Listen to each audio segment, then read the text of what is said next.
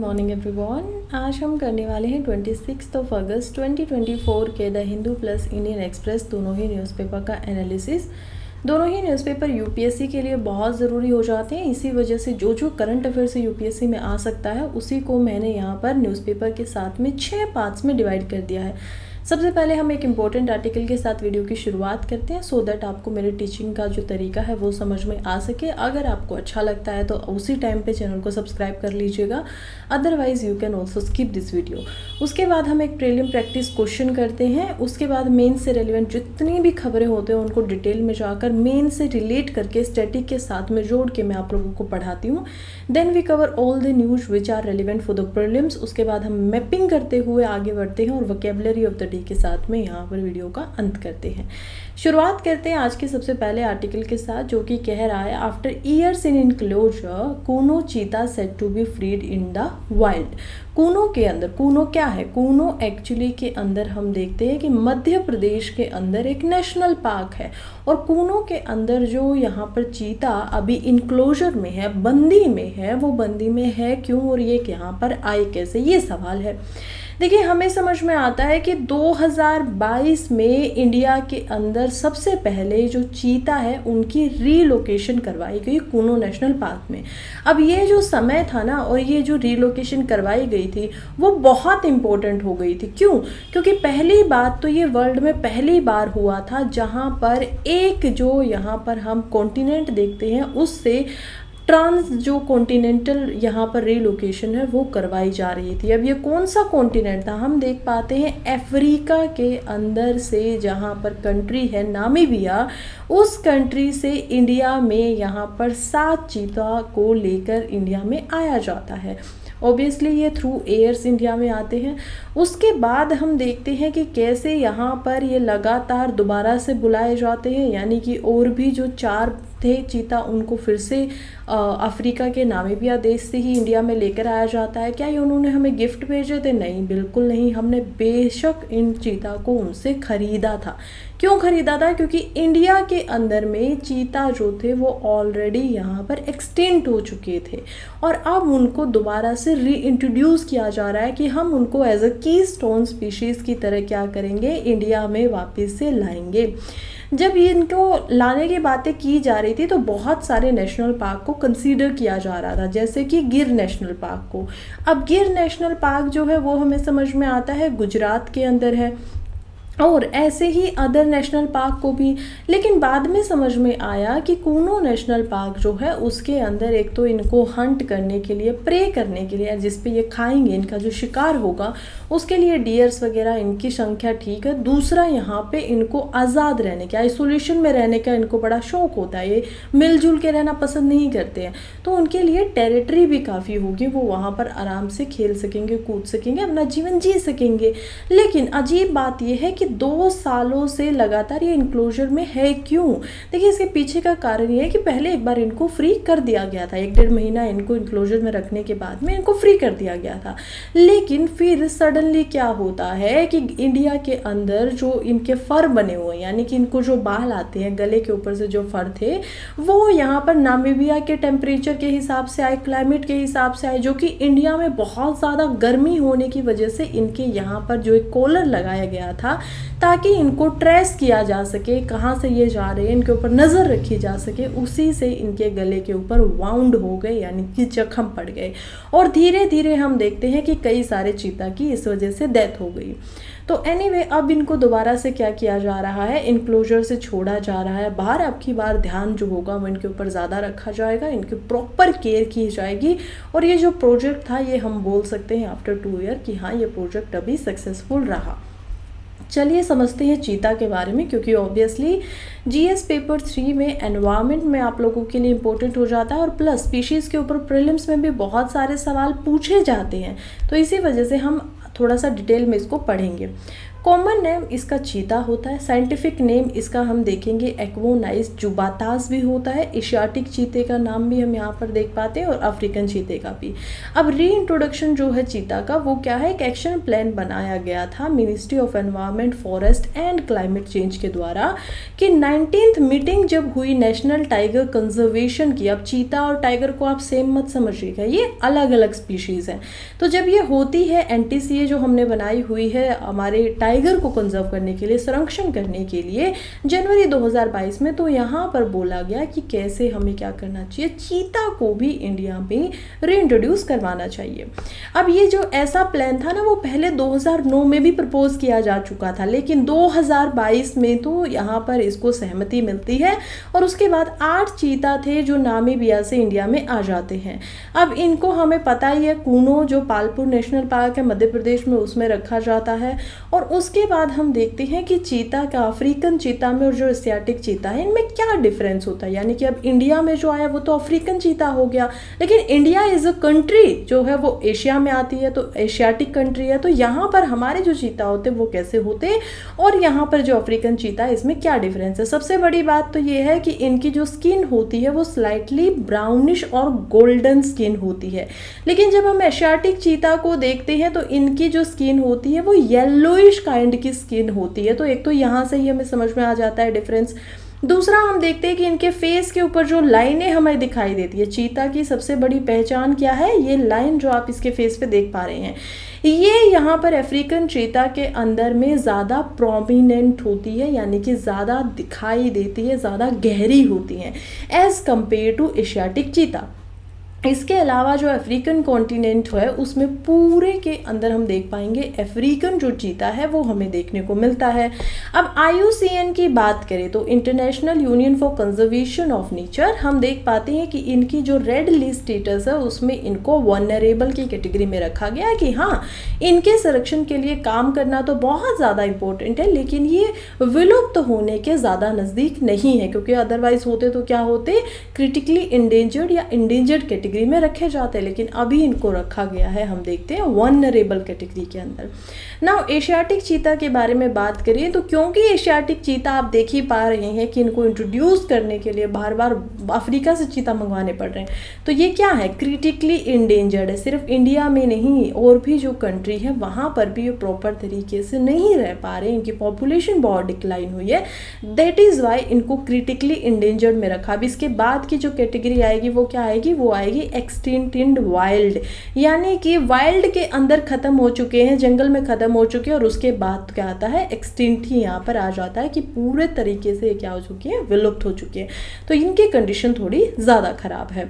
हम देखते हैं कि ये केवल और केवल ईरान में पाए जाते थे और अभी फ़िलहाल ईरान में ये केवल और केवल 12 ही बचे हुए हैं। 1952 में एशियाटिक चीता जो था वो इंडिया से ऑफिशियली एक्सटिंक्ट डिक्लेयर कर दिया गया था। बहुत समय पहले ही इंडिया से ये क्या हो चुके हैं, विलुप्त हो चुके हैं। आज के समय पे केवल और केवल ईरान में ही हम इनको देख पाते हैं। नाउ अब आप सोचेंगे कि मैम ये तो सेम लगते हैं, लेपर्ड, जगुआर, चीता, टाइगर, इन सब में डिफरेंस क्या है। तो थोड़े थोड़े डिफरेंस हम देखते हुए जल्दी आगे बढ़ेंगे, क्योंकि प्रीलिम से रेलिवेंट सवाल यहाँ पर पूछा जा सकता है। सबसे पहले तो हम देखेंगे कि चीता जो होते हैं वो एक्न्यूअस जुबातस इनका साइंटिफिक नेम होता है, लेपर्ड का नाम होता है पैंथीरा पॉर्डस एंड जगुआर का नाम होता है पैंथीरा ओनका। नाउ अब हम देखते हैं यहाँ पर कि ये जो चीता होते हैं ये थोड़े लार्ज होते हैं। इसकी जो, क्योंकि 6 जब मैंने आपको बिग कैट अलायंस के बारे में भी बताया था, इंटरनेशनल बिग कैट अलायंस, तब मैंने आपको इनमें डिफरेंस बताया था। कल परसों की वीडियो में आप लोगों ने नोटिस किया होगा, तब हमने देखा था कि इनमें थोड़ा ही डिफरेंस होता है और ये सभी के सभी कैट फैमिली से बिलोंग करती हैं। बिकॉज क्यों हम इसको कैट फैमिली बोलते हैं, क्योंकि ये उन जैसे ही इनके अंदर जो हरकतें हैं वो हैं, लेकिन ये बिग हैं, बड़े हैं उनसे। हम देख पाते हैं कि चीता जो है वो क्या है, वो थोड़ा सा एक तो ज़्यादा बड़ा होता है साइज़ के अंदर, दूसरा इसकी आंखों पे आप देखिए कि केवल और केवल ये जो आंखों से इसके मुंह तक की लाइन होती है ये इसी पे पाई जाती हैं। दूसरा हम देखते हैं कि ये फास्टेस्ट एनिमल ऑन लैंड है। तो आपने कभी किसी को चीता बोला हो या कभी सुना हो कि चीते की तरह भागता है, दैट मीन्स कि बहुत ही तेज भाग रहा है, because it is fastest mammal और एनिमल ऑन लैंड। फर की बात करें तो इसका अपर कोट जो होता है वो हमें समझ में आ गया है, तो ब्राउनिश होगा या पेल होगा। इसकी जो बॉडी है उस पर हमें यहाँ पर ब्लैक कलर के स्पॉट भी दिखाई देते हैं। लेपर्ड की बात करें तो ये ज़्यादातर अफ्रीका एंड साउथर्न जो एशिया है उसी में पाया जाता है, और ये भी हम देखेंगे कि थोड़ी सी सोलेटरी में रहना पसंद करते हैं, अकेले रहना पसंद करते हैं लेपर्ड की जब हम बात करते हैं, और इस पे भी ब्लैक स्पॉट जो है वो पाए जाते हैं। नाउ IUCN के अंदर अफ्रीकन चीता को वनरेबल की कैटेगरी में रखा गया है। इवेंचुअली हम देखेंगे लेपर्ड को भी वनरेबल की कैटेगरी में रखा गया है। और जैगुआर जो है इसमें हम दो तरीके के जैगुआर को देखेंगे। एक होता है यहाँ पर प्रॉपरली ब्लैक कलर का जैगुआर, जो कि आप लोगों ने कभी किसी शॉर्ट्स वगैरह वीडियो वगैरह में देखा ही होगा।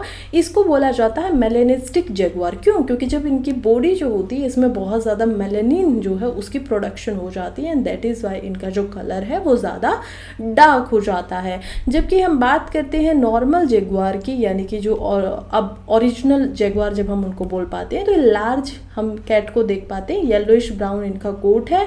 और यहाँ पर आप डिफरेंस ये देखेंगे कि चीता के ऊपर जो निशान होते हैं वो बिल्कुल ब्लैक कलर के ऐसे मार्क से लगे हुए निशान हैं। लेपर्ड में जब आप देखेंगे तो आपको इनकी शेप थोड़ी अलग दिखाई देगी, थोड़ा बड़ा भी दिखाई देंगे, और इनके जो मार्क हैं वो कैसे हैं, पूरी तरीके से भरे हुए नहीं है, थोड़ा सा गैप है। और जब जैगुआर में हम देखेंगे तो इनका प्रिंट तो और भी ज़्यादा अलग होता है कि इनकी बॉडी पे कुछ इस तरीके के हमें क्या दिखाई देते हैं, ब्लैक स्पॉट्स दिखाई देते हैं, जिससे ईजिली हम इनको आइडेंटिफाई कर सकते हैं। ये इनके कुछ डिफरेंस थे। नाउ अब हम करते हैं प्रैक्टिस क्वेश्चन फॉर प्रीलिम्स। कल ही मैंने आप लोगों को पढ़ाया था हुमायूं के बारे में, समझा रही थी कि कैसे प्रीलिम्स के लिए इंपॉर्टेंट सवाल यहाँ से आ सकता है। अभी अभी दिल्ली में हुमायूं के लेकर एक नया म्यूजियम बना है, जल्दी से आप लोग मुझे इसके बारे में करेक्ट स्टेटमेंट अभी बता दीजिएगा। पहली स्टेटमेंट कहती है हुमायूं जो थे उन्होंने दो पर्शियन आर्टिस्ट, एक का नाम था मीर सैयद अली, दूसरे का नाम था अब्दुस समाद, इन दोनों को अपने कोर्ट में, यानी कि अपना जो उनका राज्य होता था उसके अंदर बुलाया था। तो जल्दी से मुझे बताइए, इज इट करेक्ट और नॉट। दूसरी स्टेटमेंट कह रही है during the battle of Kannauj, यानी कि कनौज की जब लड़ाई हुई, मैंने आप लोगों को कल 4 बैटल्स के बारे में पढ़ाया था, क्या क्या हुमायूं ने लड़ी थी। तो जो बैटल ऑफ कनौज थी ये 1540 में होती है, और ये होती है शेर शाह सूरी के साथ में, जहां पर हुमायूं जो थे उनको शेर शाह सूरी ने हरा दिया और उसके बाद में सूर एम्पायर की यहाँ पर स्थापना की। तो आप मुझे आंसर जल्दी से इसका बताइए, क्योंकि मैं भी आप लोगों को आंसर अभी ही बताने वाली हूँ। चलिए स्टेटमेंट वाइज देखते हैं। पहली स्टेटमेंट हो जाती है बिल्कुल करेक्ट। यहाँ पर हमें समझ में आ रहा है कि यस ऐसा ही हुआ था, मीर सैयद अली और अब्दुस समाद जो है उनको यहाँ पर बुलाया गया था। और क्योंकि ये PYQ में पूछा जा चुकी स्टेटमेंट है, इसी वजह से मैंने भी आप लोगों के लिए डाली, ताकि आप लोगों को लॉन्ग टर्म के लिए ये जो बातें हैं अब याद रहे। अगर सवाल गलत भी हो गया कोई बात नहीं, आपको ऐसे याद रहेगा कि कुछ गलत हो गया था, यानी कि इंपॉर्टेंट है, नीड टू रिमेंबर दिस। दूसरी स्टेटमेंट भी बिल्कुल ठीक है कि ये जो लड़ाई हुई थी ये हुई थी शेर शाह सूरी के साथ में, और यहाँ पर आंसर हो जाता है ऑप्शन C। नाउ आगे बढ़ने से पहले मैं आप लोगों को बताना चाहती हूँ कि आप जो वीडियो देख रही हैं इस वीडियो की PPT या फिर स्टैटिक से रेलिवेंट जो आपके नोट्स है, जैसे कि ज्योग्राफी, इकोनॉमी, प्रीलिम्स के लिए जो नोट्स होंगे वो भी हैंड रिटन नोट्स, जिसमें 5 से 6 किताबों का जो सोर्स है उसको इस्तेमाल किया जाता है, और डिटेल्ड नोट्स जो है वो बनाए गए हैं। अगर वो आपको फ्री में चाहिए तो वो मिल जाएगा टेलीग्राम चैनल पर। मेरे टेलीग्राम चैनल का लिंक आपको इस कमेंट के बॉक्स में भी मिलेगा, और यहाँ पर आपको जो ये ऑफिशियल हैंडल दिखाई दे रहा है ये भी मिलेगा। अभी तक ज्योग्राफी के लगभग जो हम जियोमॉर्फोलॉजी और यहाँ पर क्लाइमेटोलॉजी देखते हैं उसके नोट्स ऑलरेडी शेयर कर दिए जा चुके हैं। कुछ ही दिनों में 10-15 दिनों में आप लोगों के सामने फिजिकल ज्योग्राफी जो कंप्लीट हो जाएगी after sharing the notes of oceanography. और उसके बाद मैं आप लोगों के लिए इंडियन जो साइंस एंड टेक आपका पूरा सब्जेक्ट है मेंस के परस्पेक्टिव से उसके नोट्स शेयर करूँगी, एंड देन आफ्टर 1 वीक हम क्या करेंगे कि इंडियन ज्योग्राफी के नोट्स भी आप लोगों के साथ में शेयर कर दिए जाएंगे। नाउ अब हम आते हैं हमारे मेन आर्टिकल के ऊपर, जो कि मेंस के लिए आर्टिकल है। तो हम देखते हैं पहला आर्टिकल बात कर रहा है कि कैसे सेंटर ने नया प्लान अभी लेकर आए हैं, और 50% जो बेसिक सैलरी थी पेंशन के लिए उसको क्या कर दिया गया है, यहाँ पर एक रूल बना दिया गया है। नाउ सेंटर ही के पास इतनी पावर कैसे होती है ये हम समझ लेते हैं। फिलहाल किया क्या गया है ज़रा पहले उसको देख लेते हैं। अभी के लिए जो ये स्कीम है ना, ये बात कह रही है फाइनेंशियल सिक्योरिटी की। गवर्नमेंट में जो भी एम्प्लॉय है और जो भी सेंट्रल गवर्नमेंट के एम्प्लॉय हैं, उनको इस समय पे इस बात की यहाँ पर मोहलत दे दी गई है कि कैसे हम लोग जो यहाँ पर क्या बातें कर रहे हैं, वी आर टॉकिंग अबाउट कि किस प्रकार से जो गवर्नमेंट के यहाँ पर नेता थे, उनको तो हमेशा से ये रूल हमें देखने को मिलता है कि पार्लियामेंट के अंदर पहले ही कानून बना हुआ है कि उनकी डेथ के पश्चात भी उनके जो वाइफ होंगी उनको 50% जो उनकी सैलरी है वो मिलती रहेगी, या फिर वो जिंदा हैं तो जितना उन्होंने 50% अपने पिछले एक साल में पैसे निकाले थे वो उनको मिलेंगे। ऐसा रूल बट गवर्नमेंट एम्प्लॉयज़ के लिए नहीं था। अब ये सरकार ने ये भी कर दिया है कि यहाँ पर जितने भी सेंट्रल गवर्नमेंट के एम्प्लॉय हैं उन सभी को जो लास्ट 12 महीनों में रिटायरमेंट से पहले वो एक सैलरी लेते थे, सपोज कीजिए उनकी सैलरी 1 लाख रुपए होती थी, अब जब उनकी पेंशन जो होगी वो मिनिमम 50% ऑफ इट तो होगी ही, इसके अलावा ग्रेचुइटी जो होती है वो भी मिलेगी, या और भी इसके ऊपर अगर कभी बढ़ाते हैं तो वो अलग बात है, लेकिन मिनिमम उनको 50,000 रुपये अब प्रति माह तो मिलेंगे ही मिलेंगे। ये स्कीम, ये कानून हम देखते हैं गवर्नमेंट के द्वारा कर दिया गया है। किसके अंदर किया गया है चलिए समझते हैं। इसको बोला है यूनिफाइड पेंशन स्कीम। अब इसका अप्रूवल हमें दिखाई देता है यूनियन कैबिनेट के द्वारा और ये हमें करने को मिलता है, तो यूपीएस के नाम से आप इसको आगे जानेंगे।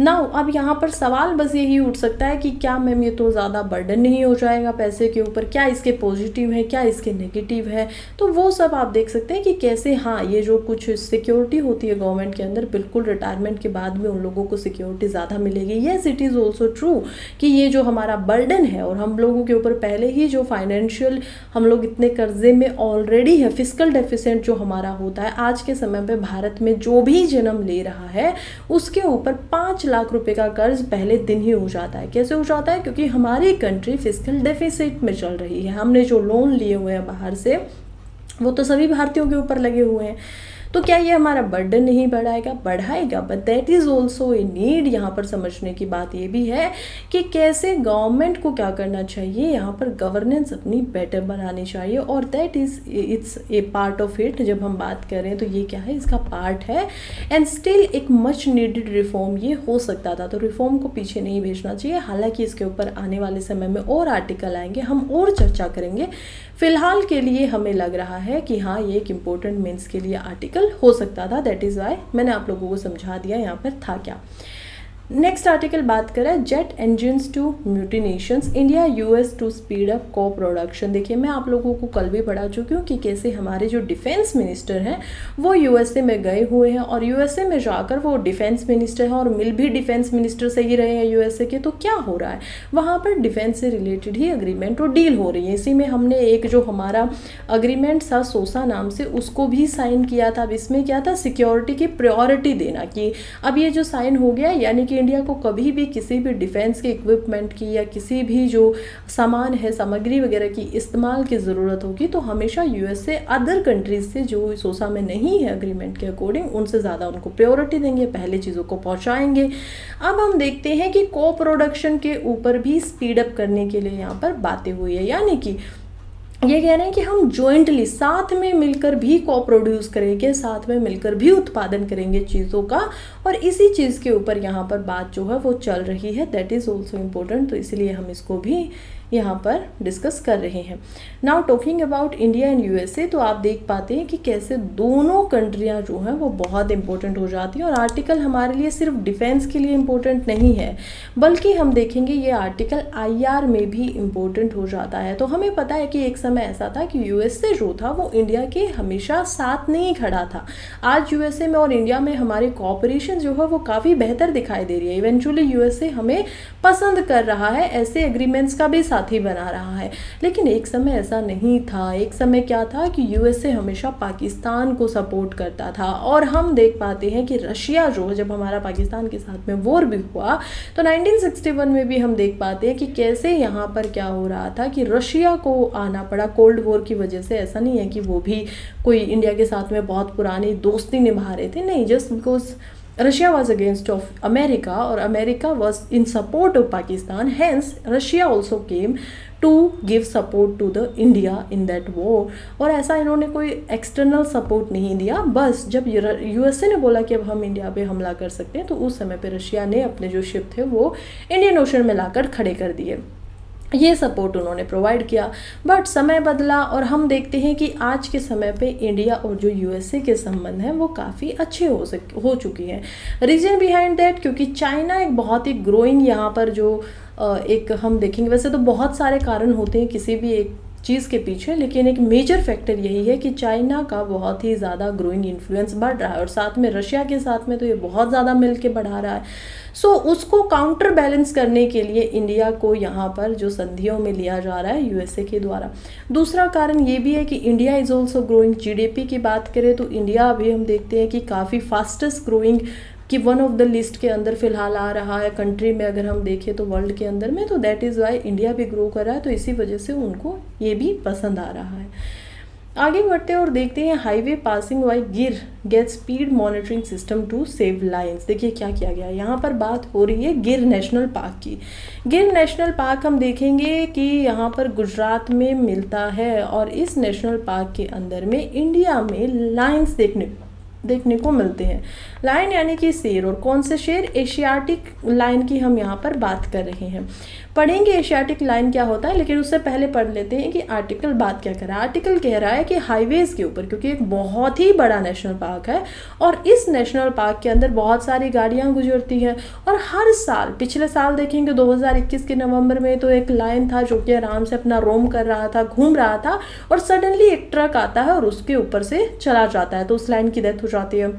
अगेन हम देखते हैं 2022 में इसी समय के पास में फिर से एक ट्रक ऐसा करता है, और अब हम देखते हैं 2023 के अंदर दिसंबर के आसपास में एक लाइनस थी यानी कि शेरनी थी, उसके ऊपर एक कार वाला जो था उसको हिट कर देता है, अगेन उसकी डेथ हो जाती है। जहां सरकार इतना पैसा इन्वेस्ट कर रही है कि इनका कंजर्वेशन हो सके, वहां इस प्रकार की घटनाएं, दुर्घटनाएं तो बहुत ही, एक मैं बोलूँगी कि इसको तो टाला जा सकता है ना। ये तो काफ़ी एक छोटे लेवल का काम हो गया है कि आप इतना भी नहीं कर पा रहे हैं कि हम यहाँ पर कंजर्वेशन करने के लिए प्रोजेक्ट लगा रहे हैं, पैसे दे रहे हैं, लेकिन स्टिल ये नहीं हो पा रहा है। तो ये क्या हो जाता है, ह्यूमन कॉन्फ्लिक्ट हमें देखने को मिलता है, ह्यूमन एनिमल कॉन्फ्लिक्ट। और इसी को प्रोवाइड करने के लिए, इसी को अब बचाने के लिए क्या किया जा रहा है, इसी से बचने के लिए स्पीड मॉनिटरिंग सिस्टम लगाया जा रहा है, सो दैट लाइन्स को भी सेव किया जा सके और यहाँ पर जो आने जाने वाले लोग भी हैं, क्योंकि एक बड़ा इलाका है और यहाँ से जो रोड है वो गुजरता है, तो इसको भी क्या किया जा सके, सेफ बनाया जा सके for the people who are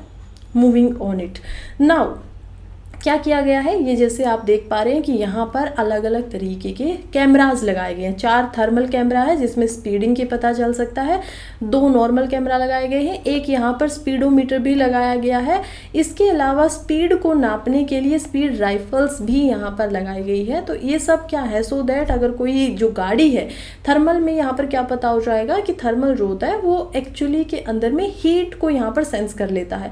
जैसे भी कोई भी एनिमल यहाँ पर आस पास में होगा वैसे ये हीट को सेंस करेगा, और वैसे ही कोई गाड़ी अगर यहाँ से गुजर रही है और उसकी स्पीड थोड़ी ज़्यादा है तो यहाँ पर कम्युनिकेशन किया जा सकेगा, उनको बताया जा सकेगा कि आपने कोई एनिमल अभी आ सकता है और खासकर लायन आ सकता है, तो आप अपनी स्पीड को कंट्रोल में रखें, कम रखें जितना अभी यहाँ पर बताया जा रहा है। चलिए अब समझते हैं गिर नेशनल पार्क के बारे में भी। तो हम देखते हैं गुजरात का एरिया है जिसमें बहुत सारी वाइल्ड लाइफ सेंचुरियों को हम देख पाते हैं, लेकिन मोस्ट इंपॉर्टेंट इसमें हम देखेंगे गिर नेशनल पार्क को, क्योंकि यहाँ पर गिर के फॉरेस्ट भी हैं, तो यहाँ पर हम लायन को भी देख पाएंगे।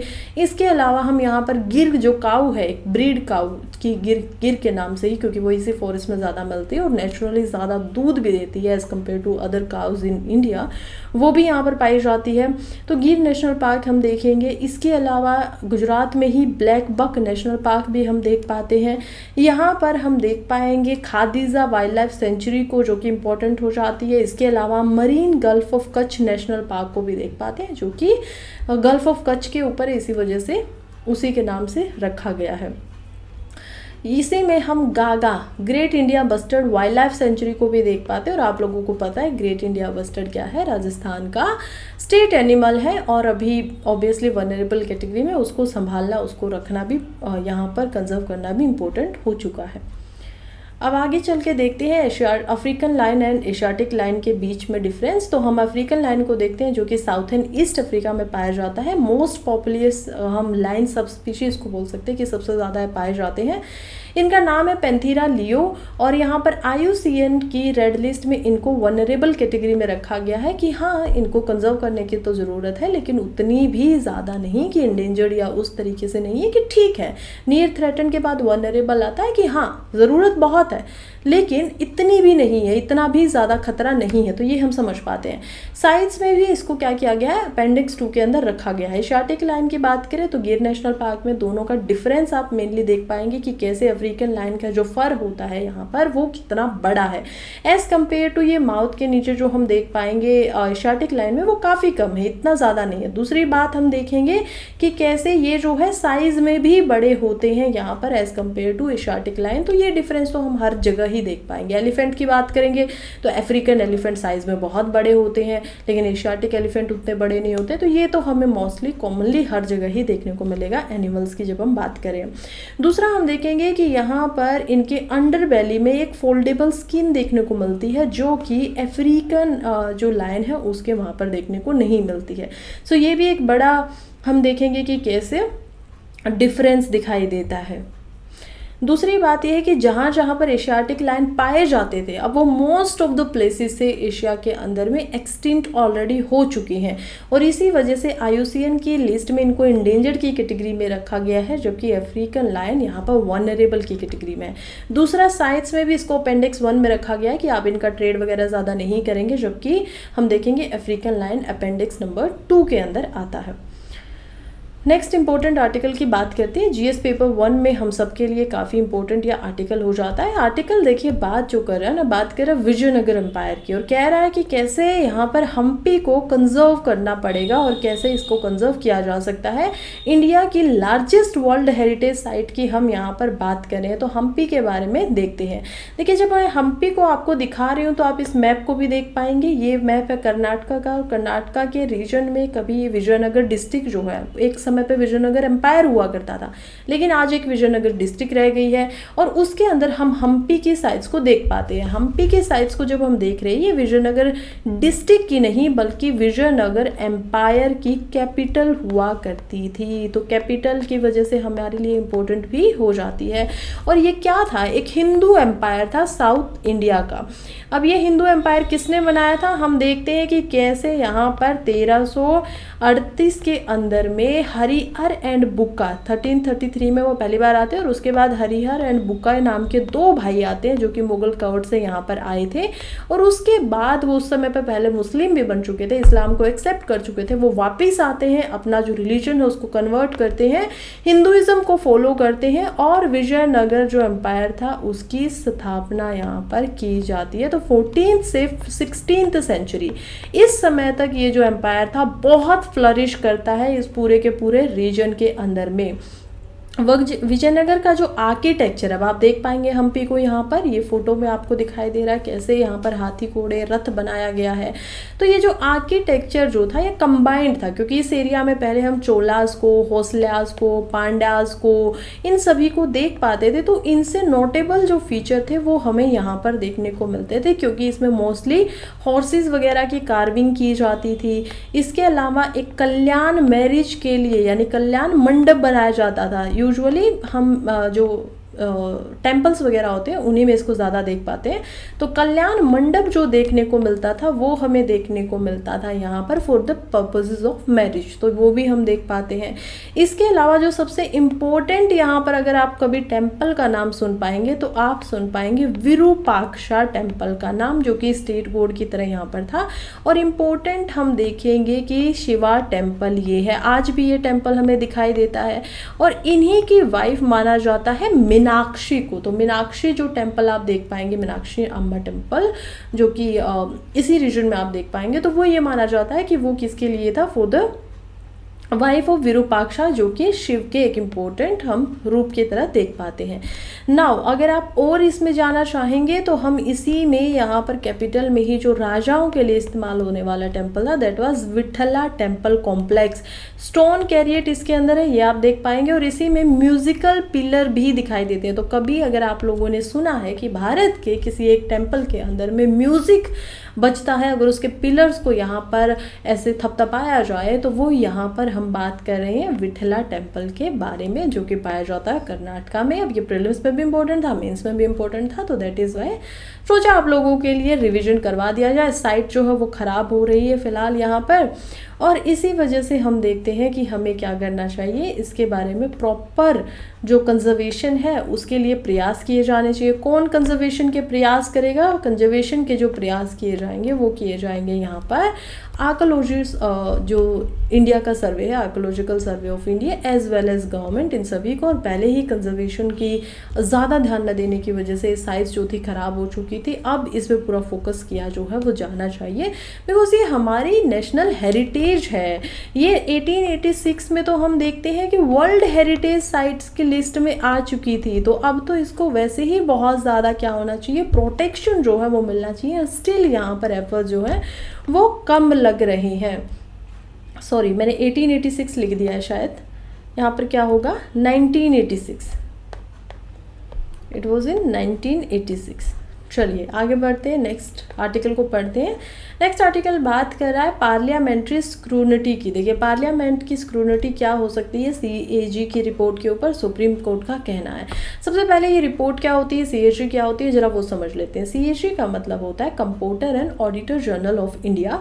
अब ये कुछ रिपोर्ट्स को प्रिपेयर करते हैं, उन रिपोर्ट्स को प्रिपेयर करने के बाद में प्रेसिडेंट को उनको देते हैं। मेनली 3 रिपोर्ट देते हैं, और तीनों रिपोर्ट को यहाँ पर प्रेसिडेंट को जब ये देते हैं तो उसके बाद में हम देखते हैं प्रेसिडेंट जो होते हैं वो दोनों हाउसेस के सामने, Lok Sabha as well as Rajya Sabha के सामने, उन जो रिपोर्ट्स हैं उनको फाइनल करते हैं, ले करते हैं, और उनको पढ़ा जाता है, और उसके बाद में उसके ऊपर जो कार्रवाई है वो करनी है नहीं करनी है। बेसिकली ये mostly talking about the expenses वगैरह के बारे में, तो वो करना है नहीं करना है वो डिपेंड करता है पार्लियामेंट के ऊपर। अब ये कह रहे हैं, सुप्रीम कोर्ट का बोलना है कि कैसे जो पार्लियामेंट्री स्क्रूनिटी यानी कि जो रिपोर्ट आई है उसके ऊपर पूरे तरीके से ध्यान देना, सख्ती देना, अच्छे से उस पर फोकस करना, ये पार्लियामेंट की इम्पोर्टेंट हो जाती है, सब्जेक्ट है, उनको ये करना ही चाहिए। CAG की जब हम बात करें ना, तो कॉन्स्टिट्यूशनल बॉडी हमें ये दिखाई देती है, और ये CBI की इन्वेस्टिगेशन के ऊपर भी अगर यहाँ पर CAG की रिपोर्ट में उनको अनअप्रूव्ड कर दिया गया है तो वो भी अनजस्टिफाइड हो जाती है। अगर CBI को इन्वेस्टिगेशन कर रही है उसको पहले क्या करना चाहिए, पहले परमिशन यहाँ से मिलनी चाहिए। Now talking about CAG reports, तो हम देख पाते हैं कि इनकी जो ऑडिट रिपोर्ट होती है, खर्चे की रिपोर्ट्स होंगी, ऑडिट रिपोर्ट्स होंगी, ये हम देखते हैं एक तो होती है यहाँ पर अप्रोप्रिएशन अकाउंट्स को लेकर, दूसरी जो होती है वो हम देख पाएंगे फाइनेंस के ऊपर होती है, तो फाइनेंस के जो अकाउंट्स होते हैं उन पे देखने को मिलेगी। तीसरी रिपोर्ट यहाँ पर होती है पब्लिक अंडरटेकिंग की। ऑलराइट, ये 3 रिपोर्ट हमें देखने को मिलती है। चलिए नेक्स्ट आर्टिकल बात कर रहा है कि how to ensure dignity for the terminally ill, यानी कि यहाँ पर जो बात की जा रही है वो की जा रही है यूथेनेशिया की। अब यूथेनेशिया क्या होता है, सिंपल साधारण भाषा में आपको समझाती हूँ। अगेंस्ट क्या होगा, फॉर क्या होगा, आगे क्या करना चाहिए वो भी हम देखेंगे, क्वेश्चन आंसर की तरह मान के इसको चलिएगा। देखिए यूथेनेशिया का मतलब होता है अपनी इच्छा से मृत्यु को एक्सेप्ट करना, या फिर अगर कोई इस हालत में नहीं है तो why the help of the family, जो भी पेशेंट का यहाँ पर केयर टेकर हो सकता है वो क्या करे, उनको यहाँ पर जिंदा होते हुए उनकी डेथ करवाई जाए। अब ये इंडिया में लागू होना चाहिए नहीं होना चाहिए, कंट्रोवर्शियल चीज़ है, सेंसिटिव मुद्दा है, कुछ लोग इसके साथ में खड़े हैं, कुछ लोग इसके बिल्कुल अगेंस्ट में खड़े हुए हैं, लेकिन क्या ये अभी इंडिया में पाया जाता है? पाया जाता है तो किस कैटेगरी पे पाया जाता है, आगे इसके ऊपर क्या क्या बदलाव होने चाहिए, क्या क्या इसके ऊपर बदलाव नहीं होने चाहिए, ये सब अब हमें पढ़ना होगा।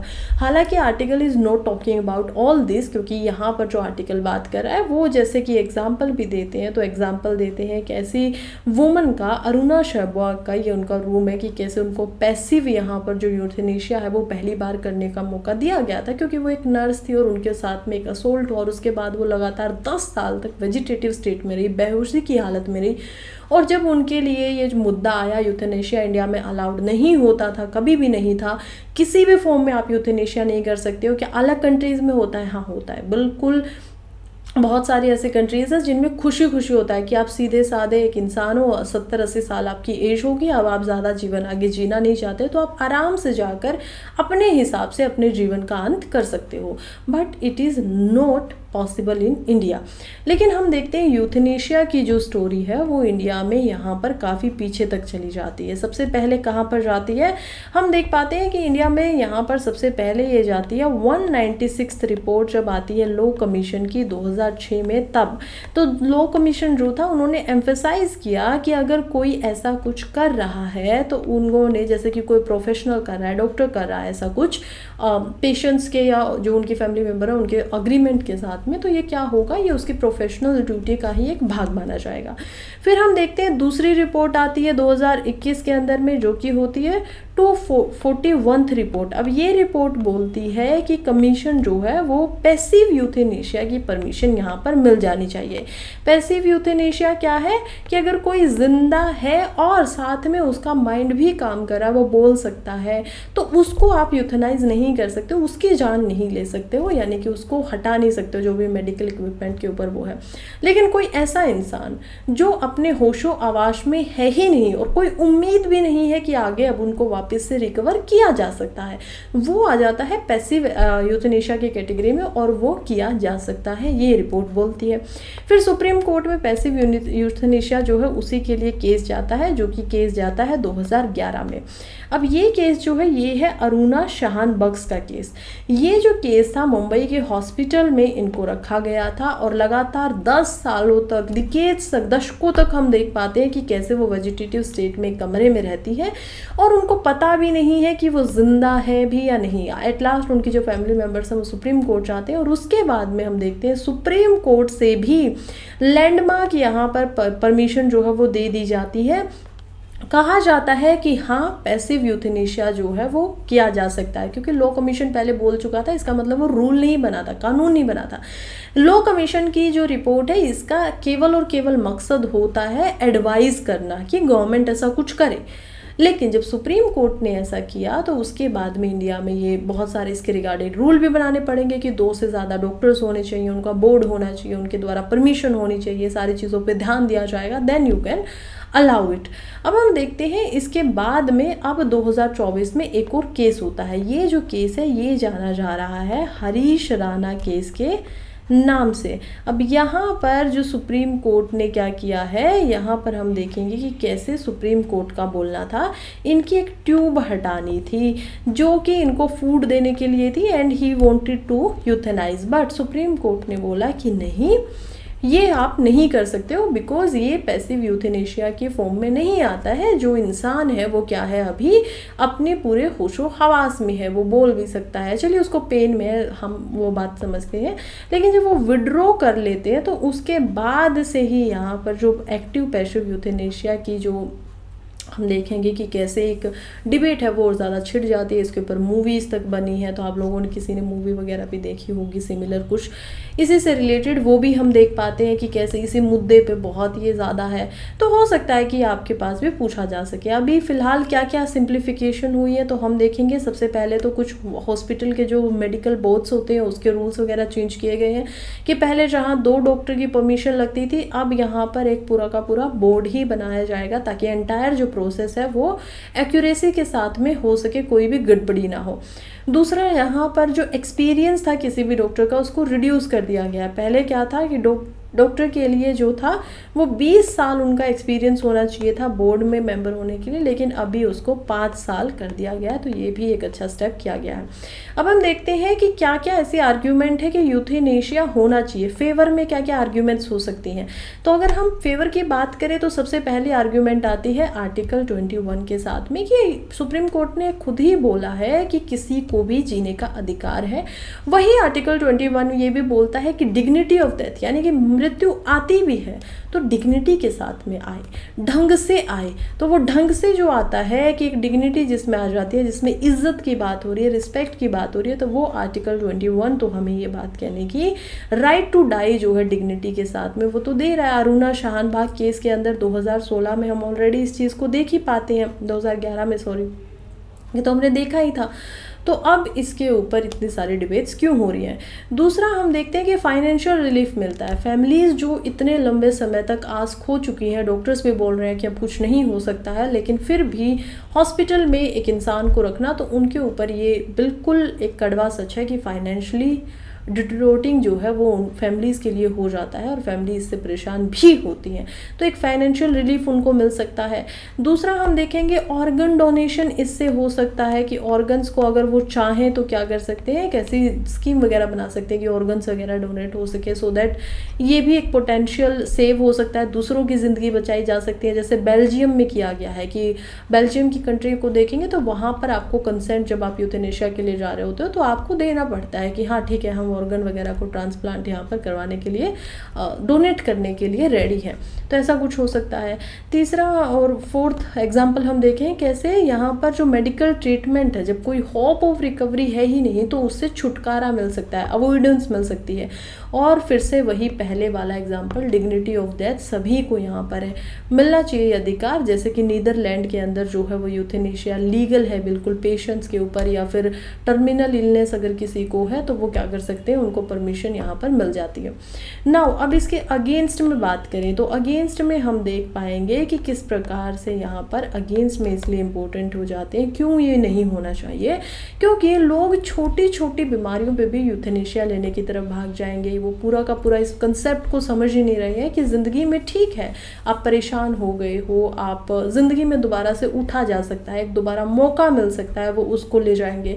दूसरी प्रॉब्लम यहाँ पर ये हो जाती है कि इस्लाम और क्रिश्चियनिटी जैसे जो रिलीजन है वो इस चीज़ को एक्सेप्ट नहीं करते हैं। रीज़न बिहाइंड दैट, वो कहते हैं कि कैसे ये जो ज़िंदगी है ये गॉड के द्वारा, भगवान के द्वारा दी गई है, अल्लाह के द्वारा दी गई है और उसको लेने का हक भी केवल उन्हीं के पास है। अगेन एक प्रॉब्लमेटिक सिचुएशन है कि रिलीजन सेंटिमेंट्स को ये हर्ट कर सकता है और हमारी कंट्री तो बहुत ही डाइवर्स कंट्री है। फिर हम इसके अलावा देखेंगे तो यहाँ पर प्रॉब्लम भी हो सकती है कि कोई किसी को जानबूझकर ऐसे यूथेनाइज कर रहा है, अपनी पर्सनल ग्रजेस निकाल रहे हैं, तो ऐसा कुछ भी हो सकता है। Crime can happen anywhere. तो इसी वजह से ये परमिशन जो है वो नहीं दी जा रही है। लेकिन अब किया क्या जाए, सबसे पहले अगर ऐसा होता भी है तो यहाँ पर स्ट्रिक्ट लीगल जो रिस्ट्रिक्शंस है वो होने चाहिए। दूसरा पब्लिक अवेयरनेस कैंपेन हो। हम मेंटल हेल्थ के ऊपर बात करें, लोग जो परेशान हो जाते हैं, सुसाइड वगैरह की तरफ भी जाते हैं, या अगर उनको परमिशन मिलेगी तो यूथेनेशिया की तरफ भी आएंगे, उनके लिए अवेयरनेस होनी चाहिए, जागरूकता होनी चाहिए, हेल्पलाइन नंबर्स होने चाहिए, सो दैट उनको लाइफ क्या है उसको किस तरीके से आगे बढ़ाना है, कहाँ पर जो अच्छे कार्य हैं उनकी तरफ उनको मुड़ना चाहिए, कैसे जीवन को जीना चाहिए, ये शिक्षा भी हमें बचपन से ही क्या कर देनी चाहिए, स्कूल्स वगैरह में लेकर आ जानी चाहिए। क्योंकि हम इथिकल शिक्षा पढ़ाने की बात करते हैं, जनरल नॉलेज पढ़ाने की बात करते हैं, लेकिन लाइफ जो ज़िंदगी खुद में एक बहुत बड़ी शिक्षा है, बहुत बड़ी एजुकेशन जिसके लिए चाहिए, वो हम बात ही नहीं करते हैं। तो ये सारी चीज़ों के ऊपर बदलाव किया जाना चाहिए। रही बात यहाँ पर यूथेनेशिया की, तो हमें कॉम्पनसेशन अल्टरनेटिव्स देखना चाहिए, जैसे कि कुछ केयर प्रोग्राम वगैरह होना चाहिए, कंपैशन जहाँ पर ज़्यादा मिल रहा है वो होना चाहिए। Passive euthanasia is kind of, मुझे भी लगता है कि ठीक है, किसी को आप सफ़र करवाने के लिए सालों सालों तक बेड पर उनको रख रहे हो, दैट इज़ नॉट करेक्ट। लेकिन एक्टिव यूथेनेशिया की शायद परमिशन नहीं मिलनी चाहिए और वो सुप्रीम कोर्ट के ऊपर डिपेंड करता है। तो अभी के लिए वे फॉरवर्ड में आप यही सारी स्टेटमेंट यहाँ पर यूज़ कर सकते हो। नेक्स्ट हम देखते हैं कि कैसे एक हमारा जो सिल्क है उसको ओइकोटेक्स सर्टिफिकेट मिल गया। कौन से सिल्क की बात हो रही है, इरी सिल्क की बात हो रही है ना।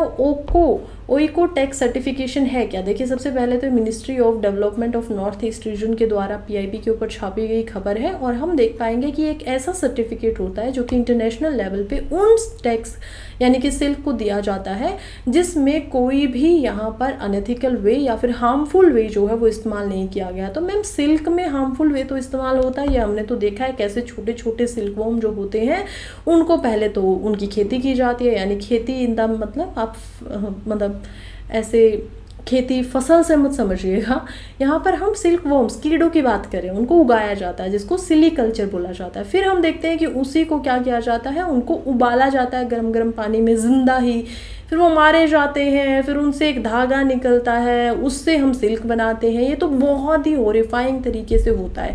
तो इसमें आप बोल रहे हो कि हर्ट ना किया हो किसी को, ये कैसे हो सकता है? ये भी हो सकता है, और इसी को बोला जाता है वीगन सिल्क। अब ये जो वीगन सिल्क की हम बात कर रहे हैं, ये कौन सा सिल्क है? ये हम देख रहे हैं कैसे नॉर्थ ईस्ट का इरी सिल्क है। इसमें क्या होता है कि जो पहले ही कोकून बन चुका होता है, अब यहाँ पर आइए, यहाँ पर हम देखते हैं कि कैसे मॉथ और जो ये है ये कैसे होती है। तो सबसे पहले हम देख पाएंगे कि कैसे ये जो अडल्ट मॉथ है, यानी कि बटरफ्लाई टाइप ऑफ, आप देख पाएंगे ये एग देंगी। इस एग पर से लार्वा बनेगा। ये लार्वा जब होगा वो सिल्क वॉर्म की तरह बनेगा, फिर ये कोकून में जाएगा और कोकून के अंदर रहेगा, और फिर ये एक बटरफ्लाई के रूप में बाहर निकलेगा खूबसूरत बन के। लेकिन जब इनको सिल्क वॉर्म, यहाँ पर जब ये सिल्क बनाना होता है तो यूजुअली कोकून को ही उबाला जाता है। ये कह रहे हैं कि जब ये अपने कोकून को छोड़कर बाहर निकल जाता है ना, मॉथ बन जाता है, तब हम इसका इस्तेमाल करते हैं। तो ये वीगन हो गया, हम तो किसी को परेशान यहाँ पर या किसी को मार नहीं रहे हैं। इसी वजह से इनको जो सर्टिफिकेट है ये मिला है। इंडिया में बात करें तो इंडिया के अंदर हम सिल्क वॉर्म को देख पाएंगे, यहाँ पर 5 प्रकार के पाए जाते हैं, जिसमें मलबरी सिल्क वॉर्म मिलता है, टसर सिल्क वॉर्म मिलता है, ऑक टसर्ड सिल्क वॉर्म को हम देख पाएंगे, इरी सिल्क वॉर्म जिसकी अभी हमने बात की, और मुगा सिल्क वॉर्म को भी हम यहाँ पर देख पाते हैं। इंडिया वर्ल्ड का second largest producer of silk है। तो सेकेंड लार्जेस्ट है तो मैम फर्स्ट भी कोई होगा? बिल्कुल होगा। फर्स्ट लार्जेस्ट प्रोड्यूसर यानी कि जो उत्पादन करता है वो कौन है? चाइना। और चाइना जो है वो पहली ऐसी कंट्री भी थी जिसने सिल्क को प्रोड्यूस करने की विधि भी निकाली थी, वहाँ पर उन्होंने इसका उत्पादन भी किया था। तो चाइना अभी भी वर्ल्ड के रैंक 1 पे आता है और India is on second rank. Now next article से यहाँ पर carbon capture, utilization and storage के ऊपर काम किया जा रहा है। नीति आयोग के द्वारा ये जो आर्टिकल है वो लिखा गया है। चलिए समझते हैं कि ये कार्बन सिक्वेस्ट्रेशन है क्या और इस पे कैसे काम किया जा रहा है। देखिए जो कार्बन होती है ना एटमॉस्फेयर के अंदर, वो हमें पता है कि बहुत ज़्यादा हमारे लिए ख़राब है। ख़राब क्यों हो जाती है? क्योंकि ये एक ग्रीन हाउस गैस है। ग्रीन हाउस गैस है, बहुत लंबे समय तक रहती है, 500 साढ़े 500 साल तक एटमॉस्फेयर में घूमती रहती है, और ये सन की रेज को अर्थ पे आने तो देती है क्योंकि वो शॉर्ट वेव्स रेज होती हैं। लेकिन जब इनको सन की रेज को वापस जाना होता है रात के समय, अर्थ से रेडिएशन को वापस जाना होता है, ये उसको अपने अंदर ट्रैप कर लेती है। जब ये ट्रैप करेंगे तो अर्थ का हीट बैलेंस बिगड़ेगा, हीट बैलेंस बिगड़ेगा तो ग्लोबल वार्मिंग होगी, गर्मी बढ़ेगी। ये सब हम यहाँ पर देख पाते हैं।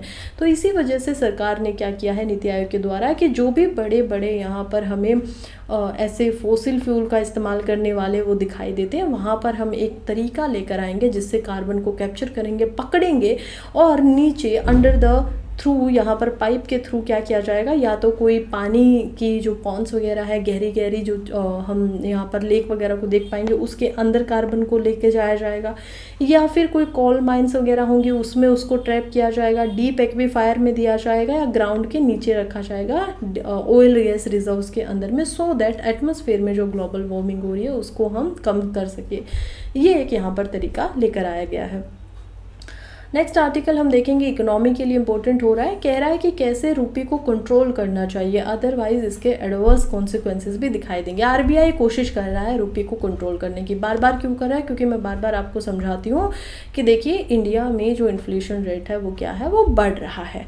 और हमने आज ही देखा कि कैसे यूएसए में 2 दिन पहले जब मार्केट ने यहाँ पर यूएसए की तरफ से एक जो प्रोग्राम होता है उनका, उस प्रोग्राम में उनके जो चीफ थे फेडरल बैंक के, उन्होंने क्या किया, वो सामने आए और बोला कि हम लोग क्या करेंगे, इंटरेस्ट के रेट को कम करना शुरू करेंगे। और वहीं से मार्केट में राइज भी आया। हम देखते हैं अब मार्केट में और भी राइज आएगा, कमर्शलाइजेशन एक्टिविटीज़ ज़्यादा बढ़ेंगी। लेकिन इंडिया में उल्टा हो रहा है। इंडिया में लगातार जो टैक्स है उनको बढ़ाया जा रहा है। रीज़न बिहाइंड दैट, क्योंकि हमारा जो इन्फ्लेशन है वो लगातार कंट्रोल में आ ही नहीं रहा है। जब वो कंट्रोल में नहीं है, सीमा में नहीं है, तो आरबीआई इंटरवेंशन करता है। इंटरवेंशन करता है तो इसकी वजह से क्या होता है कि हमारी जो रुपये की वैल्यू है उसके ऊपर भी प्रभाव पड़ता है। अब वैसे तो जो रुपये की वैल्यू होगी वो मार्केट पे डिपेंड करनी चाहिए, लेकिन जब आरबीआई इंटरवेंशन करता है, फॉरेन रिजर्व्स यानी कि फॉरेन रिजर्व जो हमारे होते हैं, कभी उनको बेच देता है, कभी उनको खरीद लेता है ज़्यादा, सो दैट रुपये की वैल्यू को बैलेंस किया जा सके। इससे क्या होगा, इंटरेस्ट महंगे हैं। इससे क्या होगा कि हमारी जो अर्थव्यवस्था है उस पर थोड़ा सा नेगेटिव इम्पैक्ट देखने को मिलेगा, क्योंकि बेशक इससे इन्फ्लेशन तो काबू में आ जाएगा, लेकिन ग्रोथ भी इससे क्या होती है, कम होती है। इसी वजह से आर्टिकल बात कर रहा है कि कैसे आरबीआई को अब थोड़ा सा ढील दे देनी चाहिए, कोशिश करनी चाहिए यहाँ पर ढील देने की। अब हम प्रीलिम से रेलिवेंट हमारी सारी न्यूज़ को पढ़ेंगे। सबसे पहली न्यूज़ जो है वो बात कर रही है राष्ट्रीय विज्ञान पुरस्कार के बारे में। प्रेसिडेंट सेक्रेटेरिएट से ये हम पीआईबी पे देख पाते थे और हमें समझ में आया कि द्रौपदी मुर्मू जी जो है उन्होंने अभी राष्ट्रीय विज्ञान पुरस्कार यहाँ पर अवार्ड जो सेरेमनी थी उसको गंतारा मंडप राष्ट्रपति भवन के अंदर में यहाँ पर क्या किया है, दिया है, बांटा है। अब इसमें जो विज्ञान रत्न अवार्ड है वो उन साइंटिस्ट को दिया गया है जिन्होंने लाइफ टाइम कॉन्ट्रीब्यूशन किया है किसी फील्ड में, साइंस एंड टेक्नोलॉजी में। तो उनको क्या मिला है, विज्ञान रत्न का हम यहाँ पर देख पाते हैं अवार्ड दिया गया है। दूसरा अवार्ड हम देखते हैं, फिलहाल ये मिला किसको है, ये मिला है प्रोफेसर गोविंद राजा पद्मानम को। तो ये हम यहाँ पर देख पाते हैं। दूसरा हम देखेंगे कि दूसरा जो अवार्ड मिल रहा है वो मिल रहा है विज्ञान श्री अवार्ड। अब ये उन साइंटिस्ट को दिया जा रहा है जिन्होंने साइंस एंड टेक्नोलॉजी के अंदर कोई डिस्टिंग्विश वर्क करके दिखाया है, कंट्रीब्यूशन दिया है, और इसमें 13 साइंटिस्ट को हम इसमें देख पाते हैं। तीसरा अवार्ड यहाँ पर है विज्ञान युवा एसएसबी अवार्ड। अब ये किसको दिया गया है, यंग साइंटिस्ट है लेकिन साइंस एंड टेक्नोलॉजी के फील्ड में कुछ करके दिखाया है, जिनकी एज 18 के ऊपर होनी चाहिए। ये 18 साइंटिस्ट को यहाँ पर हमें देखने को मिलता है। इसके अलावा हम देखते हैं एक और अवार्ड को जो कि 4th अवार्ड है। ये क्या है, विज्ञान टीम अवार्ड, और ये दिया गया है चंद्रयान 3 के टीम को, जिन्होंने यहाँ पर खूब मिलके एक जो पूरी की पूरी टीम है वो बन के यहाँ पर सक्सेसफुल कुछ करके दिखाया है साइंस एंड टेक्नोलॉजी के अंदर में। तो ये हम वहाँ पर देख पाते हैं। नेक्स्ट आर्टिकल बात कर रहा है कि why NASA has launch satellite to track methane emission. अब ये तानंगर सैटेलाइट की यहाँ पर बात हो रही है।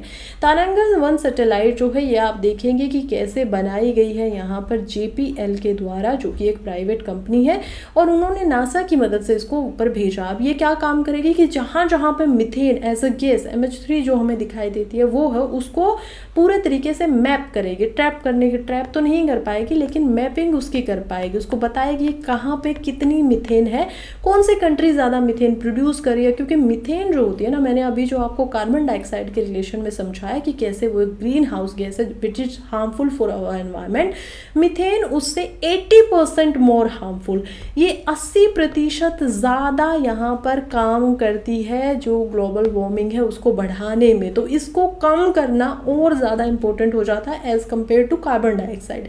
तो इसी वजह से इसके लिए यहाँ पर तानागर 1 जो सैटेलाइट है उसको आसमान में भेजा गया है, और प्रीलिम्स के लिए बहुत इंपॉर्टेंट हो जाता है, तो इसको अच्छे से याद रखिएगा। नेक्स्ट आर्टिकल बात कर रहा है बैंडिकूट मिनी के बारे में, जो कि कह रहा है कैसे कम्पैक्ट एंड अफोर्डेबल वर्जन बनाया गया है क्लीनिंग के लिए। ये आप देख पा रहे हैं क्या दिखाई दे रहा है, तो कोई मशीन दिखाई दे रही है मैम, हाँ मशीन है, लेकिन ये मशीन के अलावा भी कुछ है। क्या, मशीन का तो हर किसी का कुछ ना कुछ काम होता है। ये जो मशीन है ये रोबोटिक्स में आती है। रोबोटिक्स आपको GS पेपर 3 में भी पढ़ना होता है, साइंस एंड टेक्नोलॉजी के अंदर यहाँ पर भी पढ़ना है। अब यहाँ पर अगर आप इस टॉपिक को मेन से जोड़ेंगे तो मैं आपको समझाऊंगी कि देखिए आपको मैनुअल स्कैंजिंग जैसे जो टॉपिक है, यानी कि इंसान जब गटर वगैरह की, नालों वगैरह की सफाई करता है जिसमें उनकी डेथ हो जाती है क्योंकि वहाँ पर बहुत सारी गैसेज बन जाती है, ये कोई बहुत अच्छी बात नहीं है। उसको खत्म करने के लिए हम देखते हैं यहाँ पर बैंडिकूट को मशीन को पहले बनाया गया था, जो कि इसके अंदर एक आर्म हम देख पाते हैं कैसे मैकेनिकल आर्म यहाँ पर है, जो कि अंदर जाकर किसी भी नाले वगैरह के अंदर किसी भी स्कैवेंजर जो है वहाँ उस जगह पर जाकर अच्छे से खुद से क्लीन करेगा और बाहर से इसको अच्छे से ऑपरेट किया जा सकता है। अब इसी का छोटा वर्जन, इसी का मिनी वर्जन एक और बनाया गया है ताकि इसका उपयोग ज़्यादा किया जा सके, और जो लोग इस दरिंदगी के अंदर फंसे हुए हैं कि उनको अपना जीवन पालन करने के लिए ऐसे काम करने पड़ते हैं, उनको इससे बचाया जा सके, बाहर निकाला जा सके। मैपिंग एंड न्यूज़ की बात करते हैं तो यहाँ पर बात हो रही है बोत्सवाना की। बोत्सवाना के अंदर वर्ल्ड का 2nd बिगेस्ट डायमंड जो है वो मिला है। फर्स्ट बिगेस्ट डायमंड की अगर मैं यहाँ पर बात करूँ तो आपके मन में आ रहा होगा मैम तो कोहिनूर होना चाहिए, लेकिन कोहिनूर नहीं है, कोलिजन नाम का हम जो वर्ल्ड में सबसे बड़ा डायमंड है उसको देख पाते हैं। और अब दूसरे नंबर पर जो सबसे बड़ा डायमंड है वो बोत्सवाना में मिलता है। बोत्सवाना कंट्री की बात करें तो अफ्रीकन जो कॉन्टिनेंट है उस पर हम देख पाते हैं साउथ अफ्रीका के साथ इसकी बाउंड्री लग रही है। दूसरा हम यहाँ पर नामीबिया के साथ में भी देख पाते हैं ऊपर लगते हुए। इसके अलावा हम देख पाते हैं जिम्बाब्वे के साथ में, इधर जिम्बाब्वे को देख पाएंगे, ऊपर जाम्बिया को देख पाएंगे, इधर अंगोला हमें दिखाई दे रहा है। तो ये सारी कंट्रीज़ के साथ में ये अपनी कंट्री, अपनी जो बाउंड्री है वो शेयर कर रहा है, टेरिटरी शेयर कर रहा है। लैंडलॉक कंट्री है, कोई भी मैरीटाइम बाउंड्री यहाँ पर दिखाई नहीं देती है। इसके अंदर जब हम और डिटेल में जाएंगे तो देख पाएंगे कि कैसे डेजर्ट का बहुत बड़ा एरिया है। तो इसका जो 70 से 80% एरिया है वो क्या है, डेजर्ट में आता है। कौन से डेजर्ट में, कालाहारी डेजर्ट में यहाँ पर सबसे बड़ा एरिया हमें दिखाई देता है। इसके अलावा हम देख पाएंगे कैसे एक जो सबसे इम्पोर्टेंट रिवर है यहाँ पर वो है तशोदिला रिवर, और यहाँ पर हम देख पाते हैं ओकावांगो डेल्टा को भी। इसमें लाइनती रिवर भी दिखाई देती है। इसके अंदर सॉल्ट के प्लेन्स है जिसको फ्रांसिस टाउन सॉल्ट प्लेन्स बोला जाता है, यानी कि नमक यहाँ पर बहुत ज़्यादा हम देख पाएंगे, नमक से रेलिवेंस। इसकी कैपिटल हम देखेंगे गोबोरोन कैपिटल भी यहाँ पर है। कैने रिवर भी इसमें आती है, और इसके अलावा इसमें और इम्पोर्टेंट जो चीज़ें हैं वो हम देख पाएंगे, सेंट्रल कालाहारी गेम रिजर्व यहाँ पर है। इसके अलावा यहाँ पर नेशनल पार्क है, नगजाई नेशनल पार्क, चोबे नेशनल पार्क है। तो खैर इतना सब तो याद रखने की ज़रूरत नहीं है, बट बिकॉज यहाँ पर डायमंड मिला है तो ऑब्वियसली और भी माइनिंग यहाँ पर होती होगी। डायमंड माइनिंग में बोत्सवाना बहुत इंपॉर्टेंट हो जाता है फॉर द वर्ल्ड, और ये सब हम यहाँ पर समझ पाते हैं। अब हम देखते हैं वोकेबलरी ऑफ डे का पहला वर्ड जो कि यहाँ पर बनता है अस्टाउंडिंग। अस्टाउंडिंग का क्या मतलब होता है, अद्भुत, सरप्राइजिंगली, कोई चीज़ आपको बिल्कुल सरप्राइज कर दे। अब देखिए इनको, ये पॉजिटिव भी हो सकता है, नेगेटिव में भी इस्तेमाल हो सकता है। एक न्यूट्रल वर्ड है, ऐसा नहीं है कि हमेशा नेगेटिव होगा या पॉजिटिव होगा। कोई भी चीज़ जो सरप्राइजिंग हो, नोटेबल हो, बहुत ही इम्प्रेसिव हो, तो वो सब हम यहाँ पर देख पाते हैं। नेक्स्ट वर्ड है जीलियस। अब ये जो वर्ड है ये जील से बना है, तो जील किसी को कुछ करने की इच्छा होना, उत्साही होना। तो she was zealous worker for charitable bodies, enthusiasm, eagerness, ये सब दिखाना यहाँ पर इस वर्ड का मतलब है। एनीवे, यहीं पे हमारी आज की वीडियो ख़त्म होती है। Thank you so much for being here, जो भी अभी तक मेरे साथ जुड़ा हुआ है।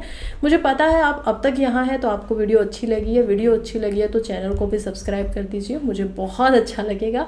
और अगर कुछ अच्छा लगा हो, कोई फीडबैक देना हो तो कमेंट कर सकते हैं, वो भी मुझे अच्छा लगता है। मैं पढ़ती हूँ, मैं पर्सनली आपको रिप्लाई भी करूँगी। एनीवे, अभी के लिए चलती हूँ, कल फिर मिलते हैं सुबह। तब तक के लिए पढ़ते रहिए, आगे बढ़ते रहिए। All the very best.